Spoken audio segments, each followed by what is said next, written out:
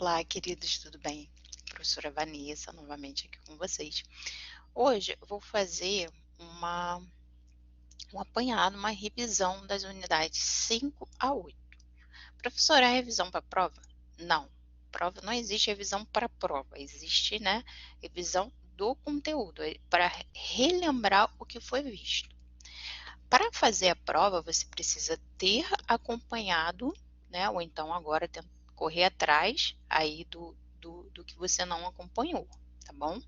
Mas é necessário que você veja outras, né, os vídeos do professor Júlio, os meus vídeos, o material, tudo isso é para a prova, tá?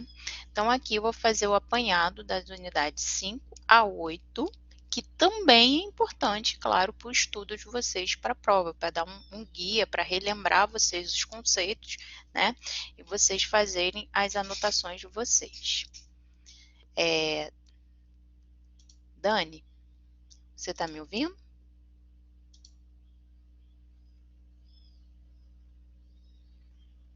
Tá me ouvindo, Dani? Boa tarde. Coloca aqui no chat, tá? Se você estiver me ouvindo. Ou fala, né? Pode falar também, se quiser. Se estiver com o microfone. Bom, o que eu vou... Enquanto a Dani tá ali, ver se ela me responde. Não sei se é Dani ou Dani, né? A Dani. O aluno Dani, né? Que entrou. Bom, vou aqui compartilhar com você a minha tela rapidamente para guiar vocês na disciplina, tá? Quem ainda não se achou, né? Bom, primeiramente, essa web que eu estou fazendo, né?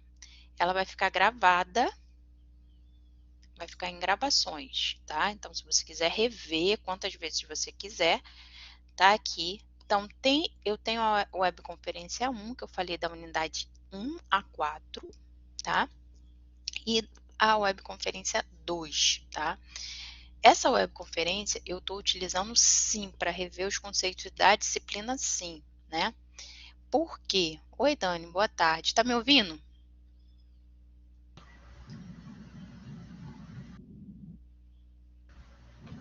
Tô te ouvindo, professor. Ah, tá bom. Qualquer dúvida você fala, tá? Ok, tá bom. Hein, eu estava aqui, né, falando que a web fica gravada, né, aqui em webconferência gravações, se quiser rever depois, né, quantas vezes quiser. Mas não só para rever. Quem não viu a primeira, que a primeira eu falo da unidade 1 a 4, e da unidade, e a segunda eu vou botar aqui depois, né, na gravação, da unidade 5 a 8. Como eu estava falando, não é revisão, não é só assistir isso e fazer a prova, né? Tem que ter acompanhado. Acompanhado o quê, professora? Acompanhado aqui, ó, cada unidade, né, tem, além da teoria, né, que é o livro, lá o capítulo, né, capítulo do livro, tem aqui a aula do professor Júlio, uma pequena aula aqui, né, uma aula do professor Júlio, tá? Fora as outras coisas, tá? Tem exercício de fixação, tudo isso seria importante para vocês, tá? Mas pelo menos, né, quem ainda não ler o capítulo, assistir a videoaula do professor Júlio, e as minhas videoaulas também ficam aqui em multimídia, tá? Então tem aqui da unidade 1 até a unidade 8 também, tá? Elas são mais simples porque eu vou direto ali ao ponto, às vezes eu uso a explicação através do solver, né? Para o aluno ter uma outra visão também, né? Já do professor Júlio é gravado em estúdio, né? Tudo mais um pouquinho diferente, mais elaborado, mas aqui, né? Também é conteúdo importante, né? Independente de onde seja para vocês. Por que eu estou fazendo essa web? Falar, pô, professora, novamente falando das unidades, essa matéria é muito complexa. Eu não posso usar nem para falar de outra coisa, porque pode ser que vocês ainda tenham, né, dúvida, ou eu dar um guia também para vocês para fazer a prova, né?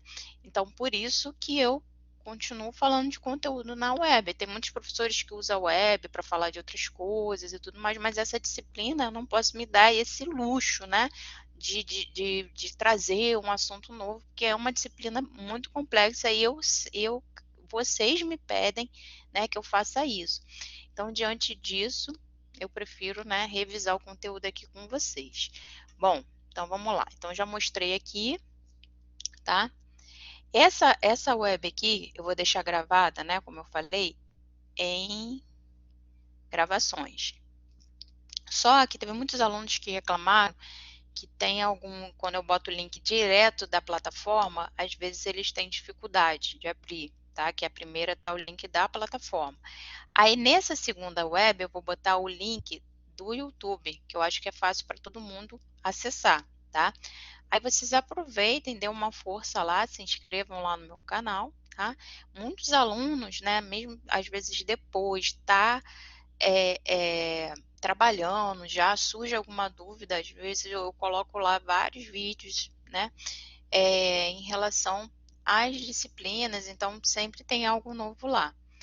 E é importante, né? E também, né, me sigam nas redes sociais para depois, né, que a gente terminar a disciplina, a gente poder trocar, né, informações também. Muitos alunos depois, né, a gente troca informações. Esses dias mesmo eu achei um aluno que estava lá no meu LinkedIn, por exemplo, e ele me ajudou, assim como eu ajudo muitos alunos que me acham também, me perguntam alguma coisa, mas dessa vez foi o meu aluno que me ajudou, né, que ele é da área de marketing, e eu pedi lá uma informação, porque ele já está trabalhando na área, né, e estava trabalhando justamente naquela dúvida que eu tinha. Aí ele até falou assim, nossa, professor, essa semana 3 professores entraram em contato comigo. Eu falei, tá vendo? Porque você, né, tá aí seguindo, tal, assim, né, e se mostrou ali, ele tá ali divulgando o trabalho dele, né, então a gente é meu aluno, por que não procurá-lo, né? Então é assim que a gente troca, tá, gente? Tem vagas também, vários alunos, um dá um vaga, né? Um oferece vaga por outro, se ficar sabendo, coloca ali, eu também coloco. Então é assim que a gente, né? O mundo de hoje é assim que a gente interage, né? Então vamos lá. Vamos direto ao assunto agora, que é o arquivo que eu separei, né?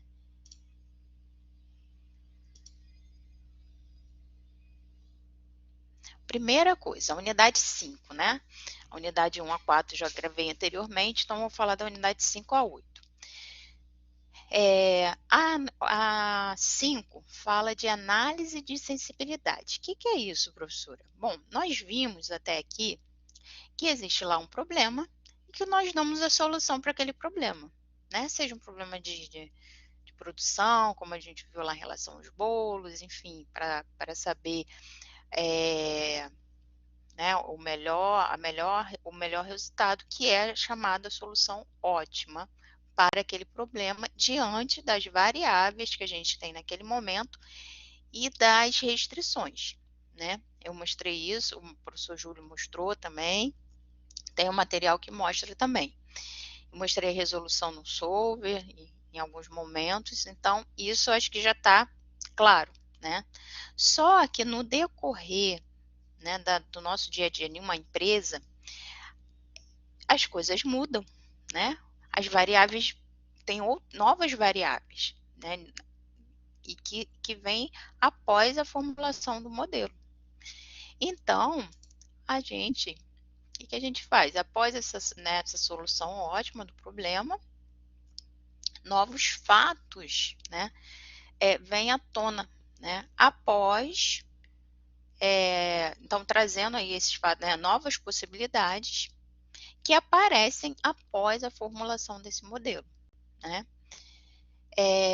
E para isso precisa de quê? De ajuste. É como se o modelo precisasse de ajuste. Como mudou alguma coisa, tem né, uma nova possibilidade, novos dados, então precisa de ajuste, né? Aí, esses ajustes, né, são chamados de, assim, o termo, né, que a gente usa, análise de sensibilidade, mas não é só, você pode ver outros nomes também, por exemplo, sinônimos, né? Análise de sensibilidade, né? Análise econômica, análise pós-otimização, né? Porque realmente vem após, né? Ao problema já resolvido inicialmente. Interpretação econômica, também você pode ver com esse nome, né? Todos servem para explicar este mesmo fenômeno que a gente está estudando aqui, tá? Então, né, vimos que as variáveis, então, podem sofrer alterações. Portanto, uma das possibilidades, né, da aplicação desta ferramenta de pesquisa operacional é obter a análise de sensibilidade de uma variável, tá? Que é justamente fazer essa, né, após a otimização, fazer essa análise desses novos dados, né, que estão chegando. Que dados são esses, professora? Quais os casos que a senhora pode dar como exemplo que isso acontece? Por exemplo, mudança nos valores dos recursos. Então, lá naquele problema do bolo, né? Existiam dois bolos, dois sabores, né? Cada um tinha as suas restrições e cada um era vendido por um valor, né? Então, mas isso não pode mudar? Na empresa não muda a todo momento, né? Então, pode ter quantidades, por exemplo, de recursos diferentes, variações nas quantidades. É muito comum a gente na empresa, muito comum não, mas acontece na empresa, por exemplo, da gente acreditar que tem uma quantidade em estoque, quando a gente vai olhar na realidade, quando a gente vai lá fazer a retirada, percebe que tem algum erro lá do estoque, não tem realmente aquela quantidade toda ali que estava, que a gente acreditava ter, né? Então, tem as variações nas quantidades de recursos, seja eles quais forem, por exemplo, trabalhador, né? Tem baixas às vezes, tem licença, tem questões que estão fora do nosso alcance, muitas das vezes, né? E muda, as coisas mudam. Então, essas mudanças dos valores dos recursos, mudanças nas quantidades de recursos, né? Variações nos coeficientes da função objetivo, própria função objetivo, variações nos coeficientes das atividades, acréscimo de uma nova variável, pode aparecer uma nova variável, né? E acréscimo de uma nova restrição também. Então, tudo isso gera ali, né, uma variação no modelo original, do que foi originalmente trabalhado, né? Tá. Aí essa análise, então, resumindo, né, porque aqui a gente está fazendo resumo, já tem a aula do professor Júlio lá, tem a minha, né, minha colocação lá também no vídeo. Análise de sensibilidade, então, resumindo, né?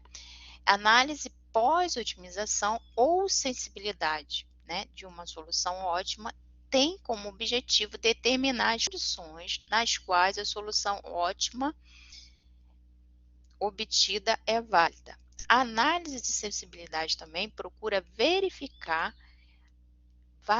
a validade da solução obtida quando submetida a variações nos coeficientes do modelo original, como eu expliquei anteriormente.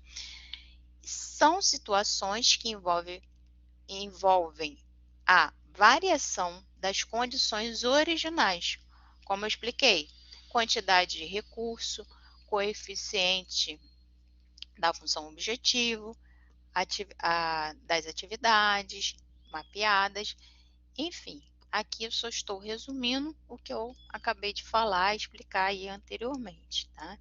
Então, a respeito da análise da sensibilidade, é isso, né? Lembrando que a variável básica, existem variáveis básicas, variável básica e variável não básica, tá? Então, aqui eu deixei até, ó, um detalhe importante sobre o método simplex é que ele parte do princípio que o problema apresenta uma solução básica inicial. Então, vai ter uma solução básica inicial e a partir dessa solução básica inicial, todas as soluções básicas seguintes passam a ser obtidas por variáveis básicas, né? Ou seja, essa variável básica passa a ser, né, a base, e as variáveis não básicas passam a surgir ali no modelo, né? Que são o quê? As novas soluções, que não é mais básica, porque a básica é aquela anterior, né? Então, eu só vou botar um modelo aqui para você, né, entender. Então, aqui, ó. Isso aqui é como se fosse um problema. Eu coloquei lá um problema, por exemplo, no Excel para a gente resolver. Eu botei lá o coeficiente, né, a maximização, qual era a função objetiva, a gente resolveu. Então, imagine, né, que aquele problema que nós resolvemos, né, agora vai surgir uma nova, por exemplo, uma nova variável ali que antes não existia. Então, é isso que é. Aí a gente iria o quê? Ir lá e iria inserir essa nova, né, variação, essa nova variável lá que antes não existia. Então, aqui nós vemos que na figura, né, que tem aqui, né, todo a explicação aqui. E por que que eu coloquei essa imagem aqui? Para falar dessa linha pivô. Vocês só precisam saber o que que é, tá, gente? O que que é? Se perguntar, certamente pode cair uma pergunta em relação à linha pivô. O que é o pivô, na verdade, né? Na execução dos cálculos necessários para a identificação da solução ótima de um problema, verificamos a interseção de uma coluna da variável básica, né, das variáveis básicas,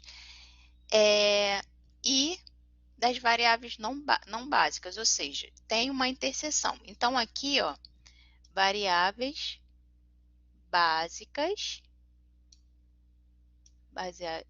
variável básica, e tem uma interseção, né? Essa interseção é chamada de pivô, tá? Vou botar aqui para explicar melhor.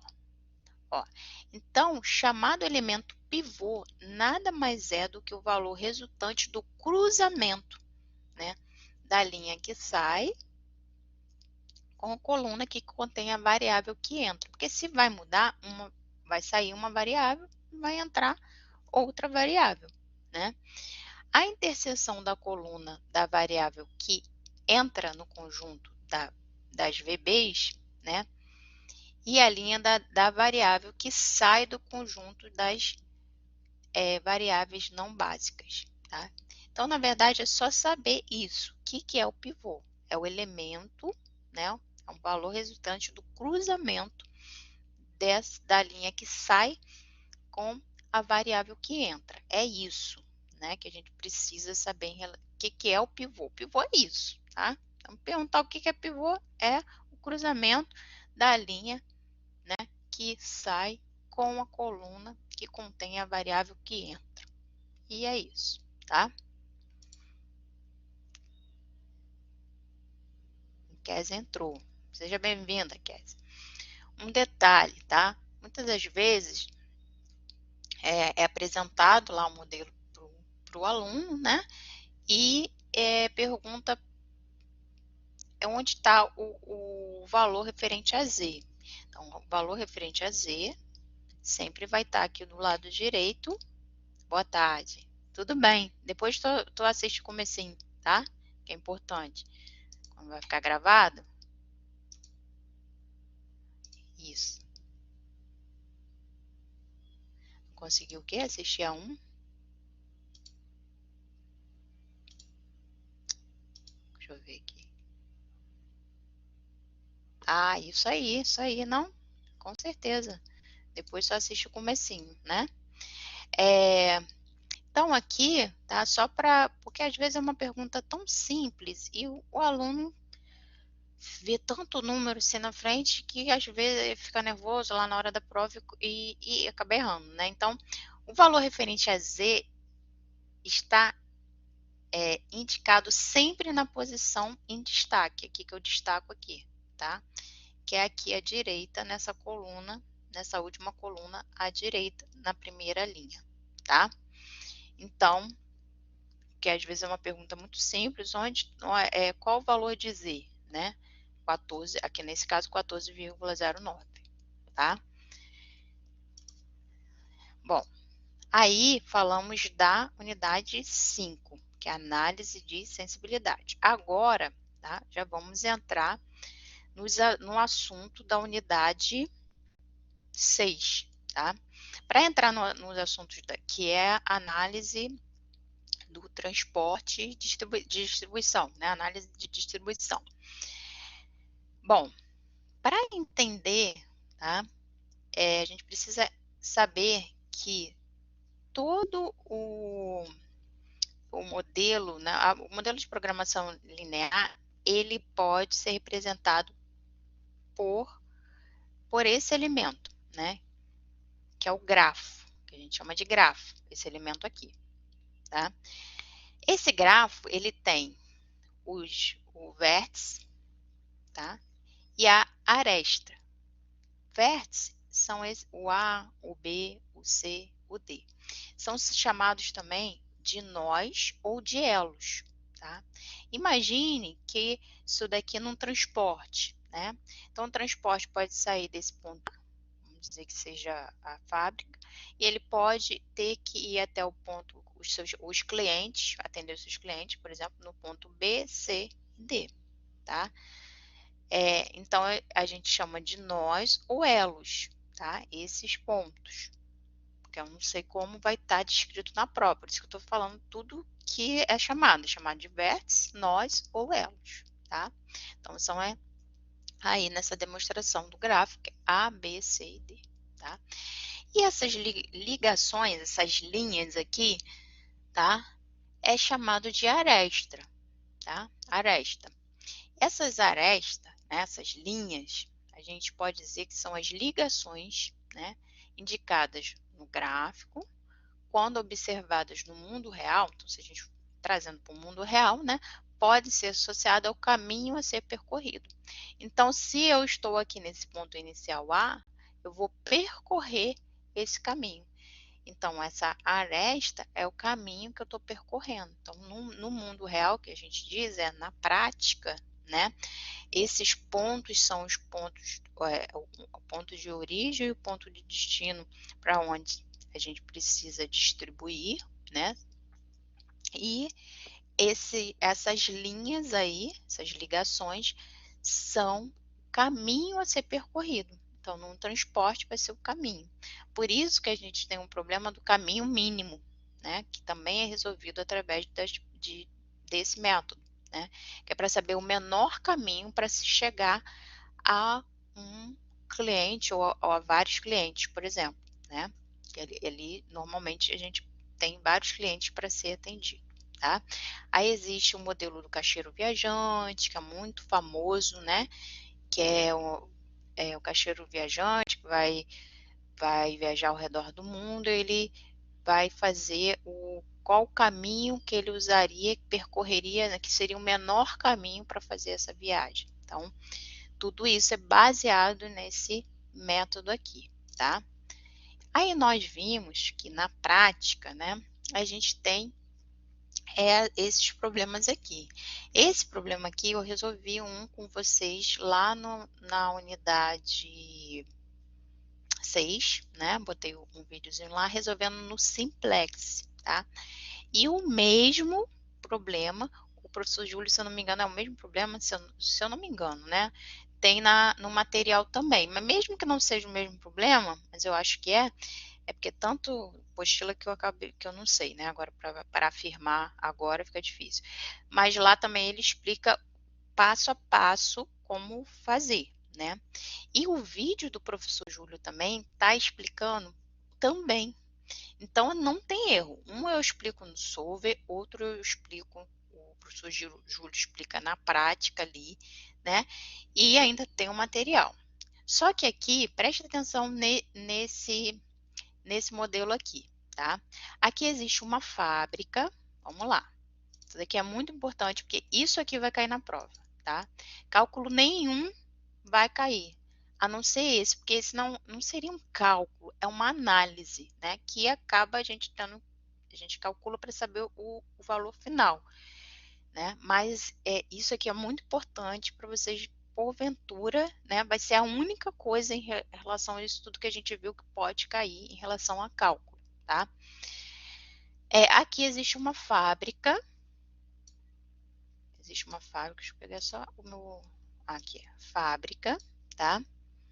E essa fábrica, ela tem uma quantidade de produto, né? De sorvete, né? Capacidade de fabricação em tonelada de sorvete. Bom, então, ela tem essa capacidade aqui. Então, mais do que isso, é impossível ela enviar para a sorveteria, né? E essa fábrica é em Caxias, tá? E tem uma outra fábrica de sorvete também em Magé. Vou apagar aqui para não prejudicar a visão aqui. Tem uma outra fábrica em Magé, né? Também com a mesma capacidade, por coincidência, né?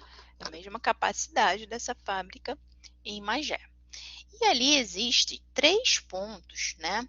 3 sorveterias, uma na 25 de agosto, uma em Xerém e uma em Saracuruna, né? Aí, ok. Isso daqui, esses valores que estão aqui, é o custo, né? Para se levar esse, né? Para se fazer esse percurso, né? O custo para cada local. Então, a de Caxias tem um custo de 2, né? Por tonelada. Então, um custo de 2 para 25, né? Aqui, ó, setinha, 25.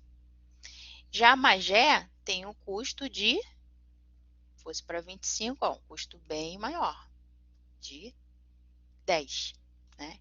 Então, aqui a gente já sabe, né, que, esqueci de falar da quantidade de que cada uma sorveteria, né? Essa daqui, ela vai necessitar de 700, né? Então, dos 1.500 aqui, a gente vai ter que enviar 700 para 25 de agosto, 500 para Xerém e 800 para Saracuruna, tá?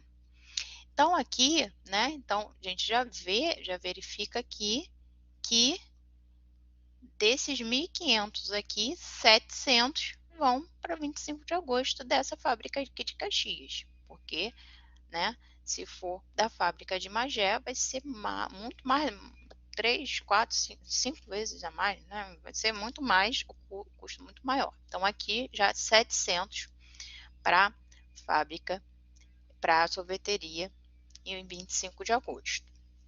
Ok. Então, vai ser 700 vezes 2, porque é o custo, né? O custo, 700 vezes 2. E, aí aqui eu já vou botar aqui o cálculozinho. Então, aqui, ó, 700 vezes 2, tá? Mas aí a gente tem, não é só da 25 de agosto, né? Então aqui desses 1.500 sobraram 800. Concorda? Porque tirou 700, né, para 25 de agosto. Como é isso só? Aí dá para entender, né? Ficou um pouco afastado aqui.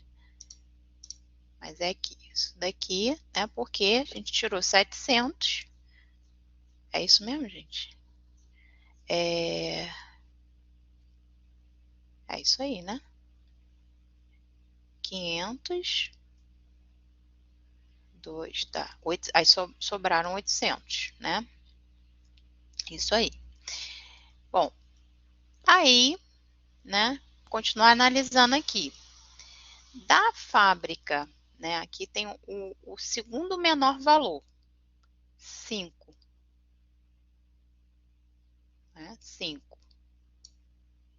Segundo menor valor da fábrica de Caxias seria para Saracuruna. Então, aqui a gente já vai botar também, ó. 800 vezes 5, indo de Caxias para Saracuruna, porque foi o que sobrou aqui, tem a quantidade, e é o menor custo em relação a Magé, né? Porque se Magé para Saracuruna, ó, é 8, então o custo é maior, né? E ficou faltando então a gente já atendeu aqui, já atendeu aqui. Então isso daqui já não tem mais, isso aqui também já, né, já acabou tudo. Então Caxias não tem como mais atender.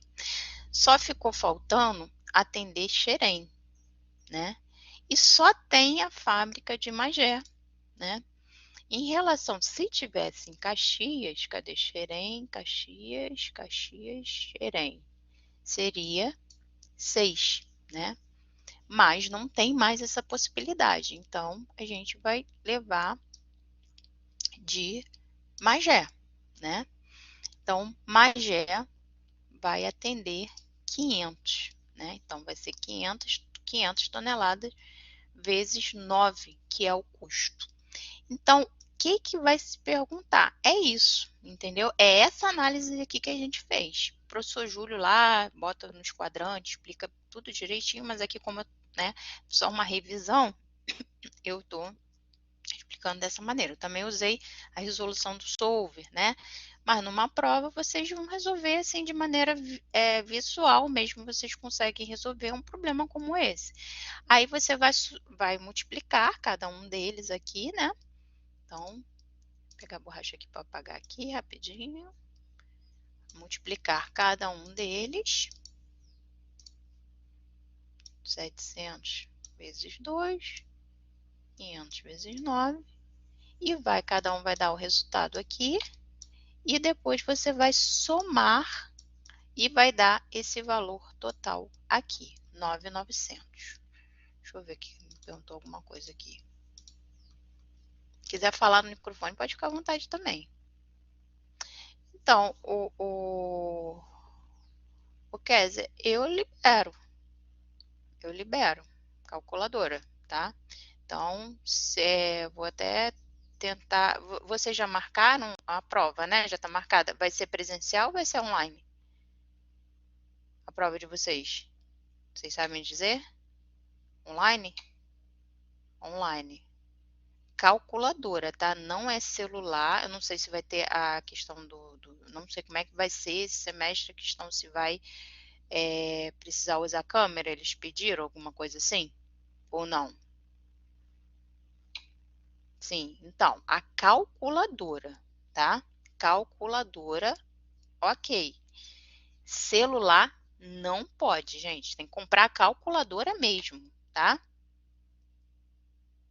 Isso. Mas não pode ser, tem que ser a calculadora. Não pode abrir outra aba, se não me engano, né? Porque eu acho que não permite. Então, acho que nem dá para usar do calculadora do computador. Não sei se lá no ambiente virtual tem alguma calculadora na hora de fazer a prova, agora não me recordo, mas pode usar, porque aí vai estar identificando lá que você está usando a calculadora, mas não pode usar o celular de maneira nenhuma. O celular não pode, tá?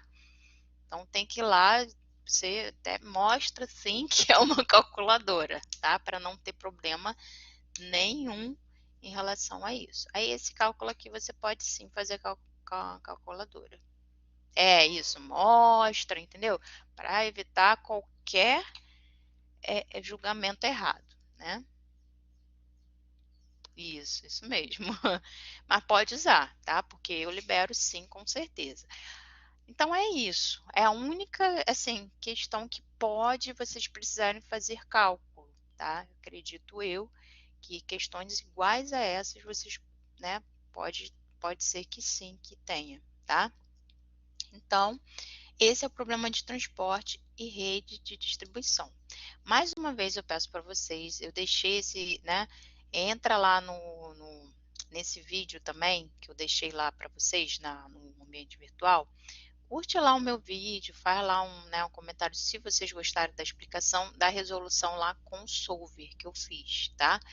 E se inscreva lá no meu canal, por favor, tá? Eu vou deixar também essa web, eu vou deixar com o link do YouTube também. Por quê? Porque Teve muitos alunos que falaram que às vezes tem dificuldade de abrir aquele link da própria plataforma, né? Que fica mais pesado, seria melhor abrir o link do YouTube. Então, vou jogar lá também, mas vocês, né, dão essa forcinha, eu faço isso por vocês, vocês também vão lá e se inscreva lá no canal também, para mostrar que aquilo ali está sendo útil para vocês, tá? Então, é esse cálculo, se for cair algo parecido, outros problemas parecidos com esses, vai ser nessa mesma linha, tá, gente? Pode ter mais variáveis, pode ter mais locais, poderia ter uma fábrica a mais, mas vai ser nessa linha aí. Isso aí, Dani. Isso aí. Bom, aí vamos passar, né? Daqui a pouco eu tenho outra web, mas já está terminando. Aí, daqui agora em diante, vai ser a unidade 7, né? E a unidade 7 e unidade 8. Lembrando o seguinte, gente, eu não estou falando tudo aqui. Tem que assistir lá o meu vídeo realmente, tem que assistir o vídeo do professor Júlio. Eu estou indo só no foco aqui, tá? Mas, por favor, não fique só com essa revisão aqui. Vai lá e busca outras informações, tá? A unidade 7 e a unidade 8 a unidade 7 fala sobre a teoria das filas, se não me engano, e a unidade 8 fala sobre a questão dos tipos de. Deixa eu só relembrar aqui, gente. Modelos determinísticos e modelos estocásticos. Então, são essas duas unidades aí que vai falar, tá? Mas antes de falar dessas unidades, vou falar só da questão da tecnologia, tá? A tecnologia da informação. Com o avanço da tecnologia, né? Com o avanço da tecnologia da informação, as formas como se dão as relações entre clientes e fabricantes na empresa de uma cadeia de suprimento vem se alterando substancialmente nas últimas décadas, decorrente de um ambiente cada vez mais competitivo, né, e de uma maior diversificação na demanda da distribuição física mais ágil, mais confiável. Por quê? Essa unidade fala de distribuição, né? Que esse cálculo que a gente acabou de fazer foi um cálculo de distribuição, saindo da fábrica para a sorveteria.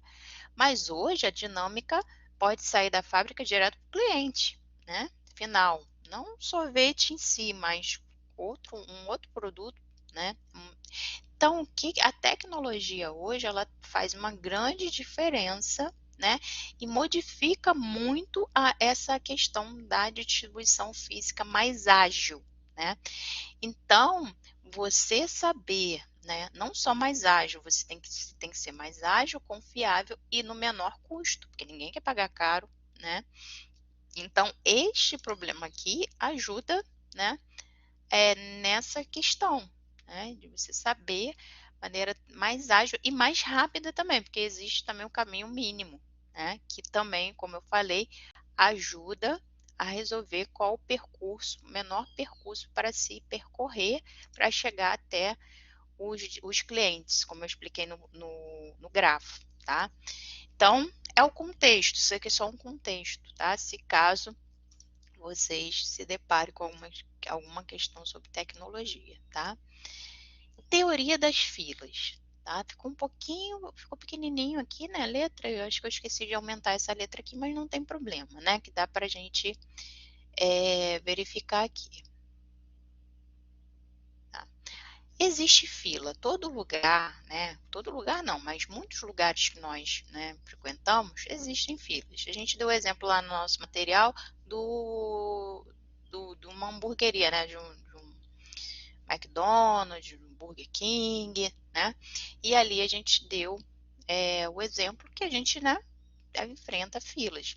E nesses lugares, na maioria dos lugares, né, fila em farmácia, fila em supermercado, fila no aeroporto, né, a gente tem uma demanda, não tem hora que a gente não tem fila e tem hora que tem, né, tem ou seja, as pessoas têm horários de pico, né, como a gente fala, horários de maior movimentação.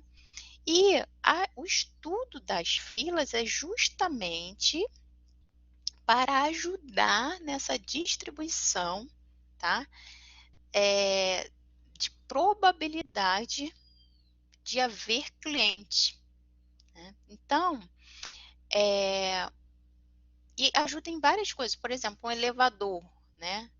Não tem aqueles prédios que nós vamos e tem o elevador que vai do andar tal ao andar tal, né? Às vezes, ou seja, ali pode ser feito todo um estudo de probabilidade, quais são os andares, né?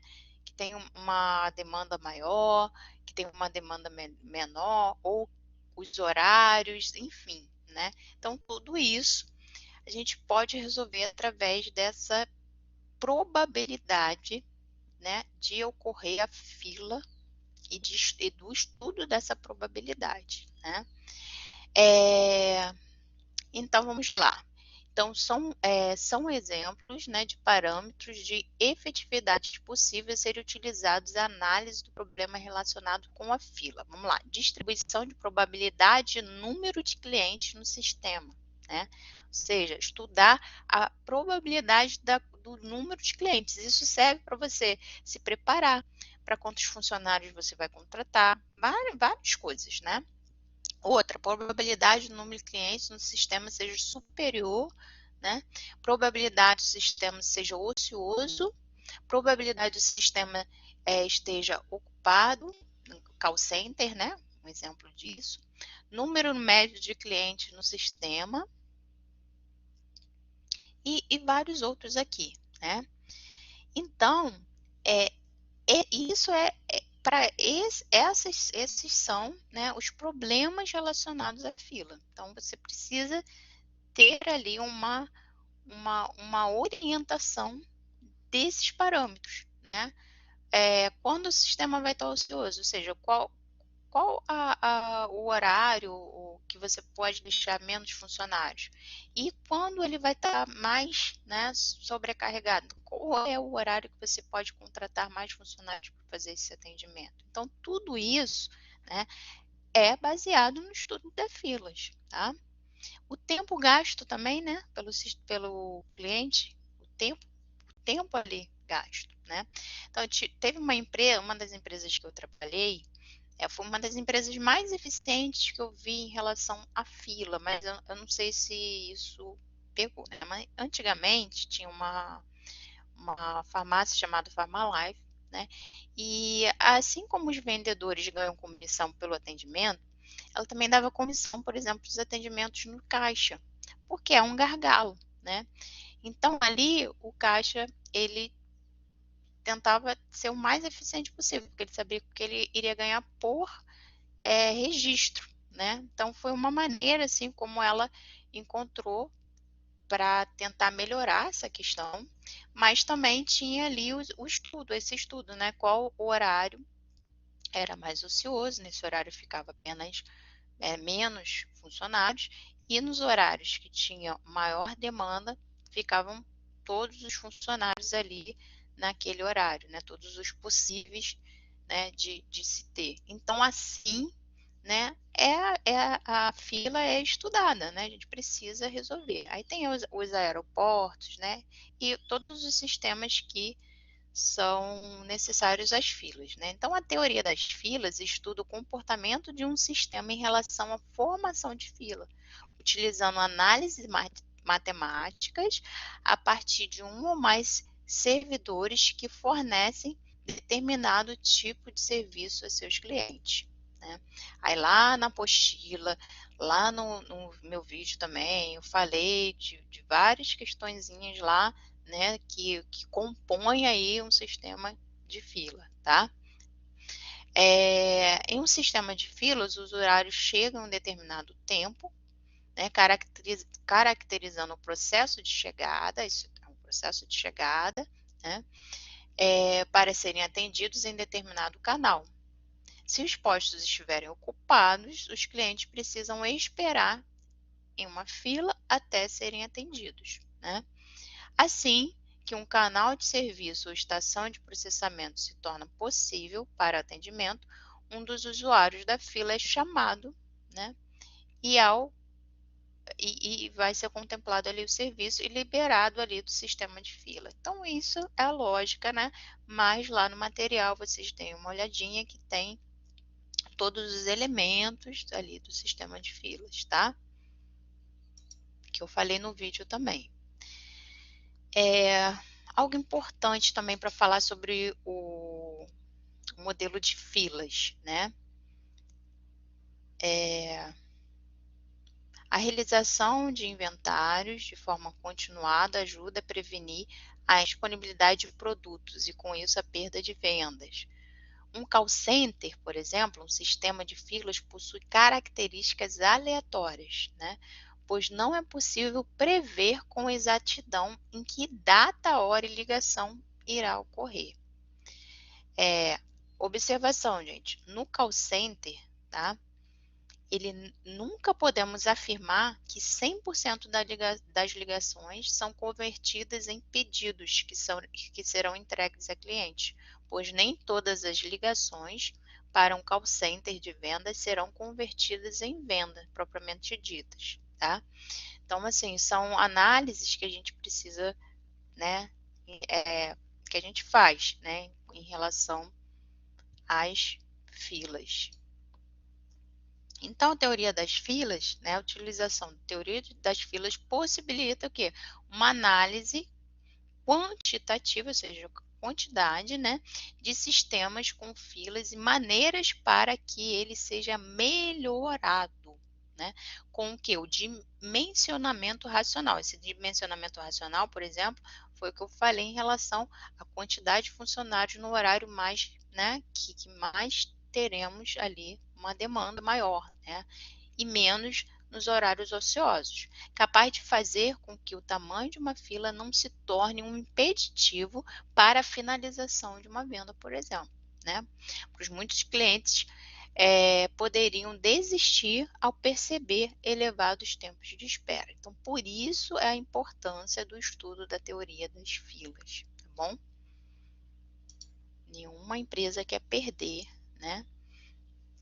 Então, essa distribuição Poisson, né?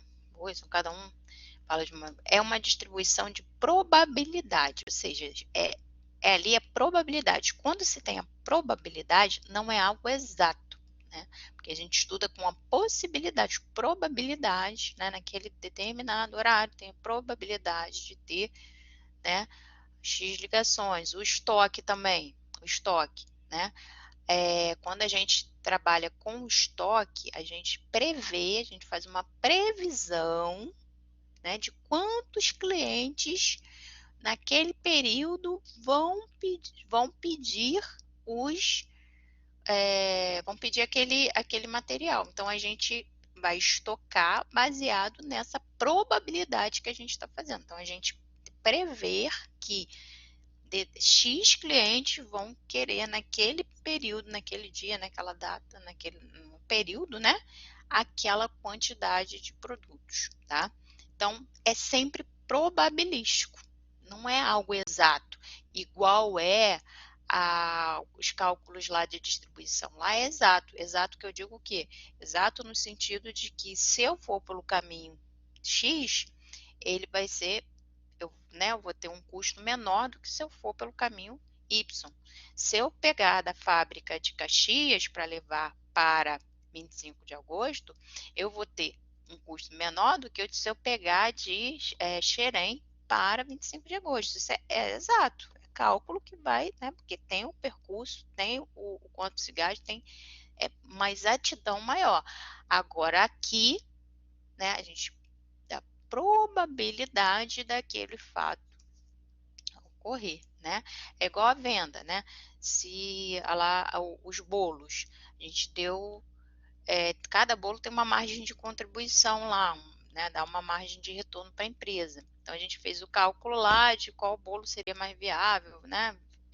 A venda, enfim, de acordo com o que a gente tinha ali de variável de restrição. Aquilo ali é exato. Se vender X bolos, vai ter X, né, de retorno. Mas aqui não. Aqui a gente está trabalhando com a probabilidade daquele fato ocorrer, né, ou não. aquela quantidade de clientes e eu não. Aqui está repetindo, né? Aquele mesmo que eu botei lá, porque aqui eu aumentei a letra, esqueci de tirar de lá, tá? Mas é aquele mesmo slide lá do começo, né? Parâmetros de efetividade, né? Quais são os parâmetros, né, que a gente analisa, né, a questão da teoria da fila. Eu já falei, né? Que se o sistema, qual a probabilidade do sistema estar ocioso, né? Ou ocupado, né? Qual o número médio de clientes do sistema e todos esses parâmetros, né? Quanto em média um cliente gasta, né? Ali, tempo gasto nesse sistema. Então, tudo isso, né? O que a gente já viu anteriormente. Aí agora vamos falar dos modelos determinísticos e estocásticos, que já é na unidade 8, tá? Diferença dos dois, vamos lá. A principal característica dos modelos determinísticos são as variáveis. As variáveis, elas são fixas, ou seja, né, como eu falei, se vai vender o bolo a X, né, ou seja, se o valor aumentar, vai mudar a variável, né? Mas aquela variável ali que a gente está tratando naquele momento, ela é fixa, né? Gera uma única solução, que é a solução ótima. A gente corre atrás lá o quê? Da melhor solução, do melhor caminho, do melhor, né, do menor custo, ou de maximizar o ganho, né? Então, é uma solução ótima, tá? E o outro, né, o modelo estocásticos. Pelo menos uma das variáveis envolvidas no processo é aleatória, né? Geram mais de uma solução e buscam analisar diferentes cenários. Utiliza-se geralmente métodos numéricos, programas de computador para a solução. Não garantem uma solução ótima, tá? Vamos lá. Dentre os modelos determinísticos, a gente estudou, né, que são os que a gente busca a solução ótima. Então, todos os modelos que a gente buscou a solução ótima é um modelo determinístico. Programação linear, que a gente viu, programação binária, aí tem outros, né? Programação binária, inteira, programação em redes, programação por metas ou multi-objeto, programação não linear, programação dinâmica determinística. Dentre os modelos estocásticos, podemos citar teoria das filas, como eu falei, é probabilidade, né? Teoria das filas, simulações, né? Teoria de jogos, aí cadeia de programação dinâmica estocástica, tá? E teoria de jogos. Tá? Aí, né, lá no nosso material 8, fala do modelo de reposição contínua. O que é o modelo de reposição contínua? O modelo de reposição contínua é aquilo que eu dei o exemplo do estoque.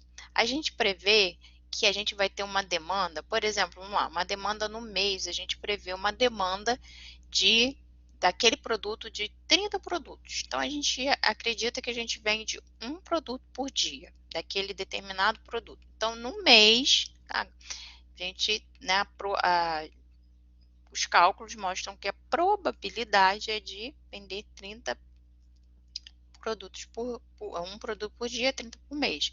Então, a gente faz a nossa reposição contínua, de acordo com aquela, né, com aquela quantidade ali. Então, vamos dizer que o meu fornecedor, ele leve 10 dias para repor o meu estoque, né, e eu estou ali no dia 20, né, no dia 20, então eu comprei lá no começo do mês, no começo do mês chegou para mim 30 produtos. Aí na teoria, né, pela probabilidade, vai vender um por dia, chegar no dia 20, eu vou ter 10, né? Porque faltam 30. Vamos botar aqui um mês de 30 dias. Faltam 10, né? Porque eu já consumi 20. Só que o meu fornecedor, ele demora 10 dias para me entregar. Por isso que a gente chama de reposição contínua. Quando aquele produto, né, chegar em faltando 10, né? Quando o estoque chegar em 10, é o momento de eu repor. Eu vou colocar um pedido ali e aí vou colocar um pedido de 30 unidades, né? Por quê? Aquele fornecedor vai levar 10 dias para me entregar, né? E eu tenho estoque para mais 10 dias. Então, quando o estoque estiver acabando, no 10º dia, o meu fornecedor chega com um total, né? Que é para me abastecer por mais 30 dias. Então, isso é um modelo de reposição contínua. Mas isso não é exato. A gente prevê, é probabilidade, por isso que a gente trata como probabilidade de que realmente aquele produto vai vender por dia, vai ser uma demanda mensal de 30, né? E que no dia 20, possivelmente, né? Mas a reposição contínua justamente a gente trabalha para a gente entender, né? Que vai ter uma quantidade que se chegar naquela quantidade você tem que solicitar reposição, né? Então, você vai entender aqui, né, saber quando repor e exatamente no momento para repor. E quando a gente faz isso, a gente lembra do modelo just in time. A gente lembra do que é o just in time, né? Just in time é no momento certo, é na quantidade exata, é não ter exagero, não ter desperdício. Isso, exatamente, Kézia. Na logística a gente vê isso direto, né? O just in time né, o zero desperdício, a quantidade exata. Tem muito isso. Esse reposição contínua, né, que eu expliquei, não está bem falando lá na apostila, mas eu dei uma apanhada, a gente vê isso em logística direto, né, em algumas matérias. E o just in time a gente fala, né, o tempo inteiro. Quando a gente fala de produção, a gente fala de just in time.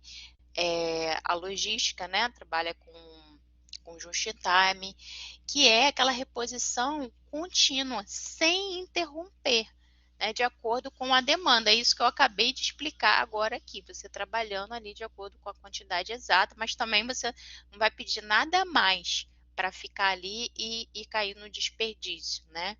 O JIT, ele está avisando ali exatamente, né? Você trabalhar com zero desperdício. Fez uma AP3A, que bom, então isso daqui eu não preciso nem mais explicar. Tô brincando. Mas é isso, né? Realmente isso daqui não é complexo, né? Aí tomara que caia isso na prova, né, Kézia? Porque aí já é uma questão ganha, né? Exatamente.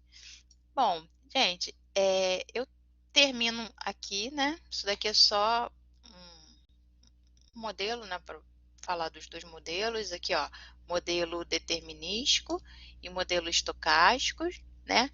O determinístico é, é exato, né? Tem valor de entrada e valor de saída. O modelo estocástico, as variáveis são aleatórias e trabalha-se com probabilidade, tá? Para ficar isso bem, né? Bem nítido assim na mente de vocês, tá? Então, eu acho que é isso, né? Acho que eu não botei mais nada aqui. Ah, tá. Isso daqui por último, né? Que também tem lá na unidade de vocês. É, do uso, né, de planilhas eletrônicas, né? Para fazer, né? Para fazer esses cálculos para nos ajudar nesses modelos, né? Então, a gente viu que a gente tem a gente usou, né? Eu mostrei o Excel para vocês, o Solver, né? Sendo usado ali no Excel, que nos ajuda, ou seja, uma planilha eletrônica que nos ajuda a rodar isso tudo. Na verdade, tudo isso que a gente falou pode ser usado, pode ser feito no Excel. Por exemplo, eu trabalhei com previsão de demanda, que é esse modelo de reposição contínua, né? eu usava o Excel, né? Por mais que tivesse sistema e tudo mais, mas a gente fazia as análises no Excel. E eu mostrei para vocês o Solver também, né? Que é para usar ali para otimização, né? Para encontrar a solução ótima. E tem outros ali também, outros, né? Modelos ali, como é que a gente vai dizer? Sistemas, né? Que também pode nos ajudar. Mas o Excel é muito viável, né? Porque todo mundo aí tem acesso, todo mundo sabe usar normalmente, tá? Então é isso. Muito bom mesmo. Olha, é um conhecimento que realmente eu não esperava que me render tanta coisa, né? Porque eu tenho um conhecimento muito grande de Excel, que também no decorrer da minha vida é com logística, né?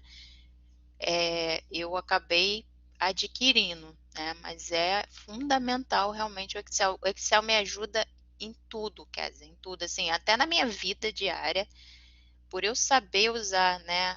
Controlar as coisas com o Excel, minha vida diária, assim, até, por exemplo, parece uma coisa boba, né? Mas eu fiz até no Excel planilha de fralda. Sabe como é que é mãe de primeira viagem, né? Quando eu tive meu primeiro filho, fiz até a planilha da quantidade de fraldas.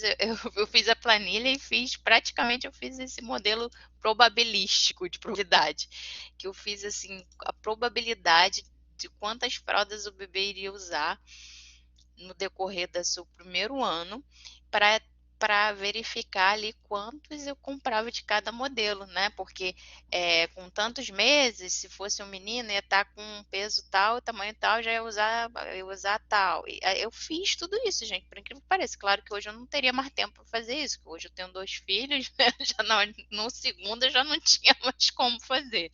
Mas no primeiro até isso eu fiz usando o Excel, né? É uma ferramenta muito legal mesmo, até para a nossa vida diária, para controlar. E fora o controle dos nossos gastos, das nossas contas, né? Eu também faço por ali, né? Então é isso, gente. Espero que vocês fiquem bem, vão bem nas provas. Para finanças eu também uso, faço ali, até os gastos com cartão de crédito eu também coloco ali para me orientar, né? Para não fugir ali do orçamento, e a gente usa em tudo. E usa também aqui, né, para fazer, como a gente viu, coisas mais complexas também dentro da empresa. Então, como eu falei para vocês, me sigam lá, porque tudo que eu precisar, que vocês precisarem, mesmo depois daqui da faculdade, eu vou estar ali e vocês podem contar comigo, tá? E deixo à vontade lá, me perguntem, tirem dúvidas, o que vocês quiserem. Isso. Segue sim. Deixa eu pegar aqui para jogar aí para vocês um Instagram, para quem quiser já entrar. Calma aí.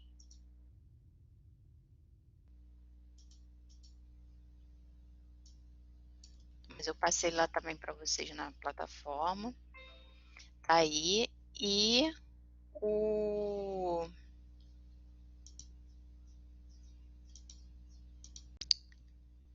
o, o YouTube, né? Que também eu vou deixar o vídeo lá de qualquer maneira, mas lá também tem outros vídeos. Por exemplo, tem o vídeo, você quer dizer que é de logística, né? A maioria tem um vídeo da ABC, de como fazer ABC, do começo ao fim, tá? Eu me arrependi um pouco, que em vez de eu fazer direto no Excel, eu tirei as telas e botei, mas depois eu vou fazer um outro fazendo direto no Excel. Ali eu fiz no Excel, mas eu acabei não fazendo direto. Eu gostei muito de eu fazer direto, igual eu fiz esses vídeos, né, de pesquisa operacional direto no Excel para mostrar para os alunos. Depois eu ainda vou fazer o outro de ABC, mas lá já tem um. Tem um também de Pepsi, Wepsi e custo médio. É um mais visualizado, porque o pessoal tem muitas dúvidas, né? Então, tu é de finança, Kézia? Ah, que bom. Bom saber, bom saber. Mas tem muita, né? Mas pode precisar de qualquer maneira, né, Kézia? Aí tem lá também. Se precisar, tu sabe que tem. E depois a gente troca mais ideias também, que eu tava querendo fazer uns vídeos também, que eu tenho muito conhecimento de custos, da parte de custos, né? Então, pensando em fazer uns vídeos, né, falando sobre custos também, mas falando para as pessoas aplicarem também, né, na sua vida, algumas coisas assim. Vamos trocar, tá? Depois me segue lá que eu vou te seguir também para se eu precisar, tá? Então é isso, pessoal, tá? Olha, muita atenção, porque, como eu falei, eu não vou enganar ninguém, que eu sei que é uma matéria que não é tão fácil, né? Mas eu fiz o meu possível, assim, para o melhor de mim, o melhor que eu poderia. Eu vejo também que o professor Júlio também deu as explicações dele da melhor maneira, né, para vocês irem bem, porque não é fácil, nada, quer dizer, eu que agradeço vocês, tá? E me dá um retorno, né, depois, como é que ficou aí a prova, porque eu quero saber para se a gente vai precisar fazer mais alguma coisa, mais um vídeo, mais alguma coisa para a última prova, né? Assim, pelo cronograma, isso aqui seria a nossa última web, né? Mas, né, se for necessário mais lá para frente, aí vocês que têm que me sinalizar, tá? Aí, mas eu desejo aí sorte para vocês, né? Não sorte, né? Porque faça uma boa prova, porque quem estuda já vai com sorte, né? Mas faça uma boa prova e que precisar de mim eu estarei aqui, tá bom? Deixa eu desligar aqui a gravação para não ficar muito longo, tá? Agradecer aqui a Kézia, agradecer a Dani e os alunos. Tem mais um aluno aqui, né? Ah, não. A Kézia, a Dani e os alunos que vão assistir depois também, tá? Muito obrigada mesmo. Um beijão para vocês, tá? E fiquem com Deus e contem comigo para o que precisar.